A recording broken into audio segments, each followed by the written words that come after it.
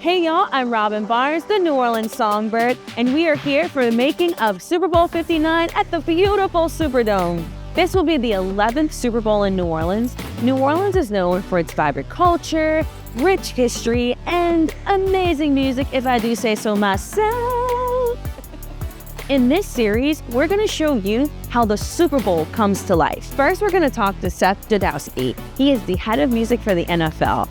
As a singer and someone who has had the honor of singing the national anthem in the Superdome, I was so excited to hear how Seth and his team put on the iconic Super Bowl halftime show. What goes into it? How do they produce it in such a unique place of the Superdome? So here you're gonna find out.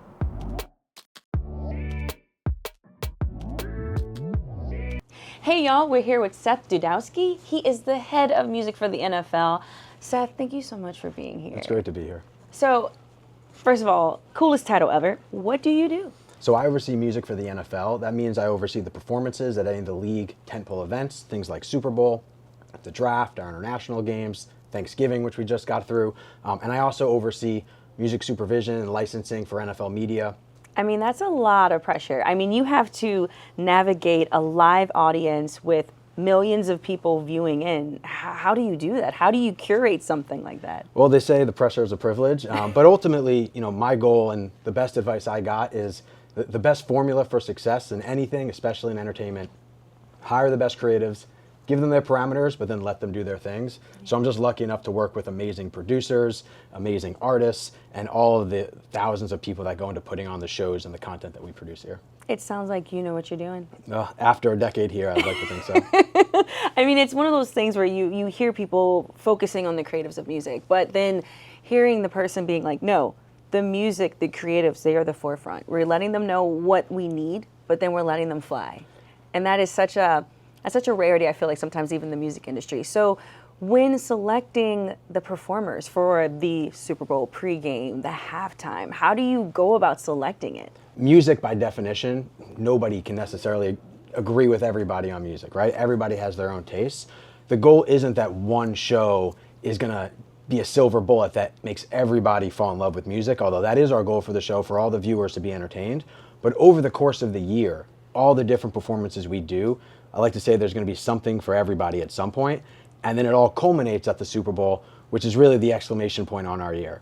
So when you ask about how we select talent for Super Bowl, well, we look at the city that we're in, we look at the time we're in, we look at what's culturally relevant, and knowing that we have a stage that is so rare where we really are speaking to everybody across America, but also around the world, what do we do that's going to give people that aren't even necessarily fans of music, or they think they're not a fan of that genre, something that at the end of it, they're going to be blown away as much as the hardcore music fans or those hardcore Kendrick Lamar fans.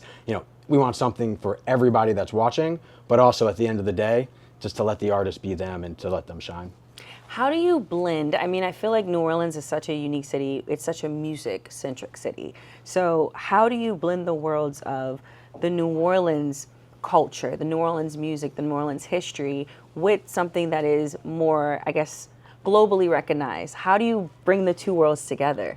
You're so right that music is such a defining part of the culture here in New Orleans. My first trip down here was to see Jazz Fest, and even that, just immersing myself in the music of New Orleans was such an important piece of it.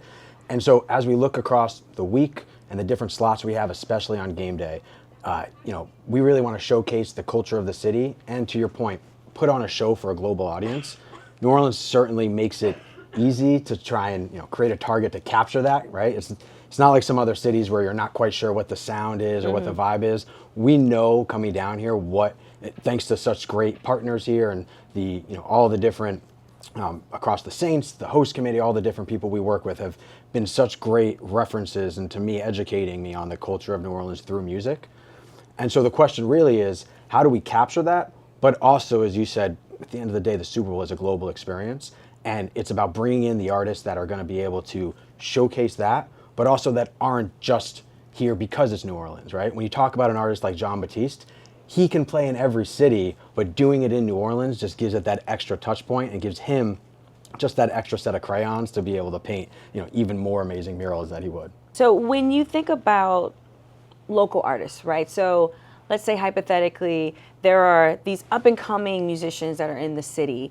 How would they get attention from someone like you? On game day, we are going to have so many amazing New Orleans artists, not just in the building, but across the Super Bowl campus to showcase, of course, the legacy artists that here at Jazz Fest every year or perform every night on Frenchman Street, but also the up-and-coming artists and giving them an opportunity, whether it's across the week, throughout the city. We're going to have music activations on game day, and then culminates in the showcase of the broadcast. But like you said, there's so many touch points throughout the week in New Orleans across our content, that between our broadcast partners, Fox and NFL Network, and of course the broader media world that descends on New Orleans, hopefully an opportunity to showcase really all the different types of music in New Orleans and the different levels of artists, from up-and-comers all the way to the superstars. So what do you think is so special about the Super Bowl performances that are such a cultural phenomenon?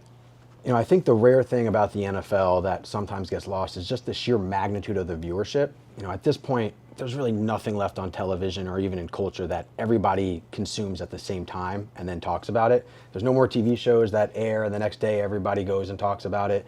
And so for the NFL, really, to me, is the opportunity to bring people together on mass scales. To me, that's the beauty of sports, is that it gives people from all walks of life something to talk about and to share as an experience.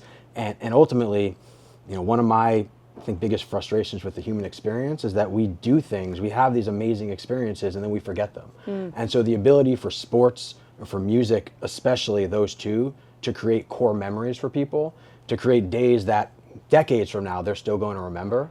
And so for an artist to be a part of that is not only special in its own right for that day and for the opportunity to touch people's lives, but the platform for their music and for them as an artist to reach people that otherwise would never possibly see who they are or listen to their music. And especially when it comes to sports, you know, the beauty of music and going to concerts versus sports, and I love going to sports, but when you go to a concert, everybody is happy. Everybody there is smiling. When you go to sporting events, it's not always the case. And so to bring those two worlds together, to bring sports fans into the joy that is a music performance, and also sometimes almost a little jarring for an artist to bring music into the sports world, which can be a little more intense and a little bit more passionate, right? And to me, the blending of those two on the scale that we do, really only the NFL can deliver, to me creates moments that really do cut through, that make people talk, for good or for bad, which is the nature of sports, but ultimately give people something to share and something that hopefully they remember forever. I mean, I think about how music is just such a, it's more than just sound, it's an experience, you know, the core memory. And I think blending the two worlds is such a magical part of the NFL and the Super Bowl. So tell me, what is the process? I mean, you have now selected these phenomenal artists for game day. What is it after that? I mean, what is the full process? So we start, you know, years in advance in terms of selecting the city, but once the Super Bowl site is determined, for me, the process really starts in about March or April leading into it. We come in here before we even know an artist, and every stadium, every building, obviously every city is going to be different. And so we really try and learn what are all the opportunities from a production standpoint in the building, the unique challenges, you know, whether it's real grass or turf. You know, one of the things that this building gives us that I haven't had since the last time we were in New Orleans is a dome where we have full lighting control. And so what are the unique parameters of each building? And then that way, when we start working with the artist, when we have a team, we already have really a set box for them to play in, and for them to come in and figure out how they want to fill that space in their own unique way. I've always wondered this. How do you prepare building a stage on literally on the field, the same field that people have to run on or have been running on, falling all over, yet you're able to build this for people that didn't dance, perform, backflip. How? And also, how quickly do you have to do it? So we put in a painstaking amount of work just to make sure that we're not impacting the field. And as much as we love the show, and to me it's so important, the most important thing here is the football game, right? And so we have to then work around, how do you pull off this amazing show within the confines of this football game? And my goal is to put on the biggest, best, most badass version of what the artist's creative vision is, that still fits within the confines of what needs to happen in order to play the football game. And in terms of how we actually rehearse that, how we make that happen, it all starts with our staging team that truthfully are the best in the business and have collectively done this for decades. Tony Hauser, who's led every Super Bowl for 20 plus years, Cap Spence, who leads the team. And they've taught me some of the most meaningful lessons on life, even that when we start rehearsing the stages, at no point do they tell people to go faster, to hurry things up. We just go through the motions and do it. It may take an hour and a half the first time. And you just keep on doing it over and over until you build the muscle memory. And, you know, as Cap and Tony will tell me, it's like rehearsing scales. If you try and go fast, it's not going to work. But if you just focus on doing it right, the time will fall away. And so they always say the fastest way to get to where you want to go is slowly. And so for our team, it's about starting slow, rehearsing it, whether that's in parking lots, whether that's during the week of in the stadium, to the point that it just becomes second nature for them. And then when you go out on Super Bowl Sunday, just like the artist, you're not even thinking, you're just going out and doing your job. And, you know, safe to say that they've gotten really good at teaching people how to do it. But at the end of the day, like anything else, it's just about repetition. Sounds like you must take a really good nap after all of this. Yeah, I have a tradition that every Super Bowl, and this will be my 12th one, at the end of the game, it's not about getting to an after party, but I have to go and get a cheeseburger. And that's been my consistent tradition, just to say, okay, we did it, we could finally relax, and really the next day, the work on the next show starts. Oh, wow. Have you planned where your cheeseburger is going to be from in New Orleans? No, but I'll take any recommendations you have. Okay, Port of Call is great. Okay. There's a lot of other great places, too. Let me not get in trouble. I'm sure on Super Bowl Sunday it'll be a madhouse. So. Is there anything else you'd like to add? Well, just like you said, I mean, music and sports are the two things to me that you go to every corner of the world, they have those two things, right? They all have their version of the games they like to play. They all have their music, and of course, they all have their food. And that is universal. And so even if it's not the same everywhere, I think everybody can relate to that experience.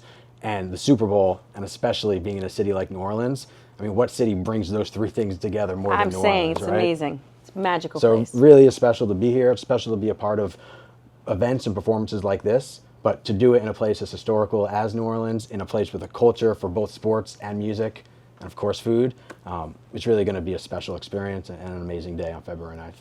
Well, Seth, thank you so much for being a part of this. Thanks for letting us get a glimpse into your crazy world. I mean, between production, the music, all the pieces that are having to be in order to make this beautiful seconds, these minutes of magic for the world.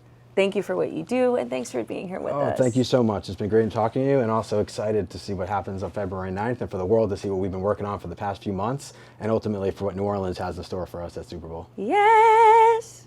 The host committee would like to thank our founding partners, Entergy and Chevron. Our sponsors. Each of these companies plays an integral role in the overall success of the New Orleans Super Bowl host committee.